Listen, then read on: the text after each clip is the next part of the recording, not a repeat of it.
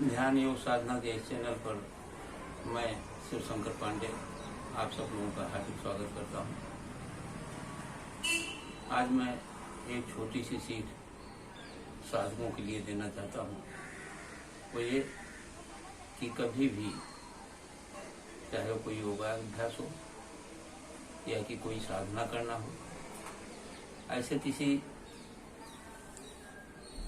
जानकार जो उसके बारे में विशेष जानकारी रखते हो, ऐसे लोगों के सानिध्य में ही ये करना चाहिए, अन्यथा उसका सही परिणाम, सही रिजल्ट नहीं आ पाता है।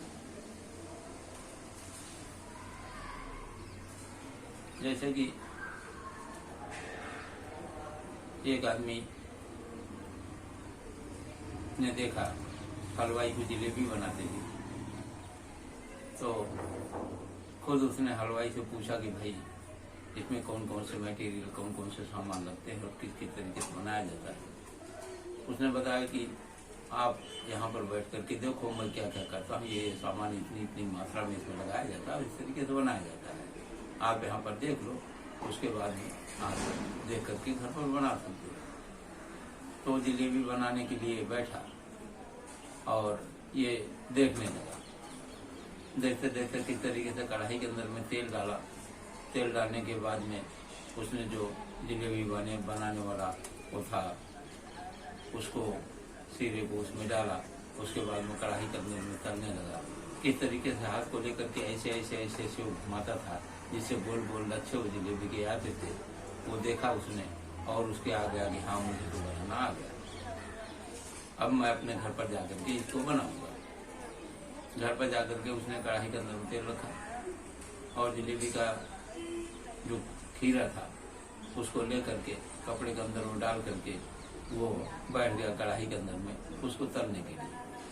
लेकिन उसने देखा था कि जिस समय जलेबी कढ़ाई के अंदर में हलवाई तल रहा था, वो हाथों को अपना यूं यूं वैसे हिला रहा था। वो हिलाना उसको याद था, तो इसी तरीके से उन्होंने भी ले लिया कढ़ाई और उसके अंदर में बैठ गया वो बनाने के लिए। तो उसको हिलाना चाहिए था हाथ और हिलाने लगा अपना सर।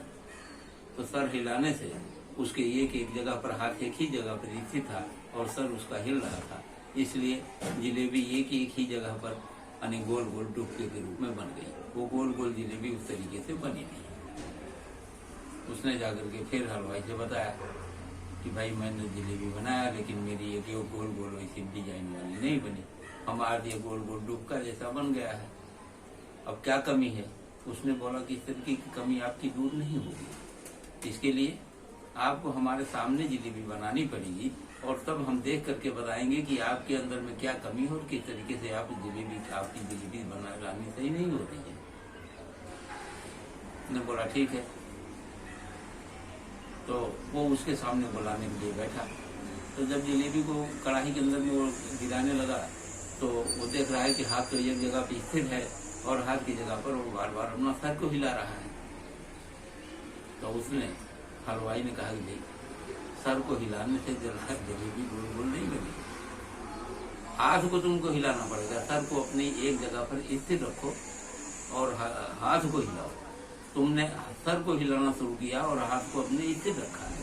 तो फर्क यही होता है, किसी भी तरीके की साधना अगर करनी है तो आपको किसी जानकार योग्य व्यक्ति के सानिध्य में बैठ करके ही साधना करनी पड़ेगी, तभी उसका सही रिजल्ट, सही परिणाम आपके सामने आएगा।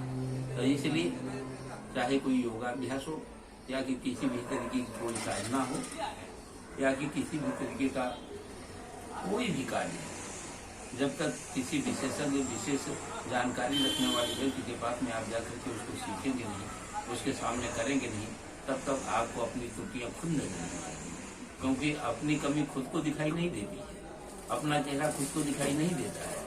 अपने चेहरे को देखने के लिए दर्पण की जरूरत पड़ती है, अपनी कमी को देखने के लिए दूसरे की जरूरत पड़ती है। जब दूसरा कोई देख करके हमारी कमी को हमको बताएगा, तब हमको ज्ञान होगा।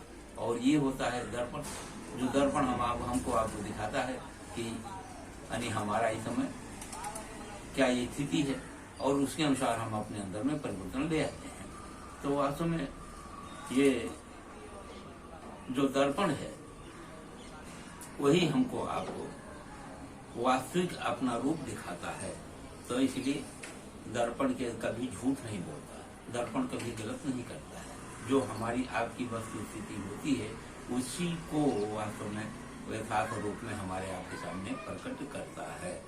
तो अतः मैं पुनः सभी साधुओं से विनम्रता पूर्वक ये निवेदन करूंगा कि जब तक आप पूर्ण रूपेण परिपक्व न हो जाएं तब तक किसी जानकार आदमी के सानिध्य में बैठ करके ही आपको इस तरीके की साधनाएं करनी चाहिए। धन्यवाद।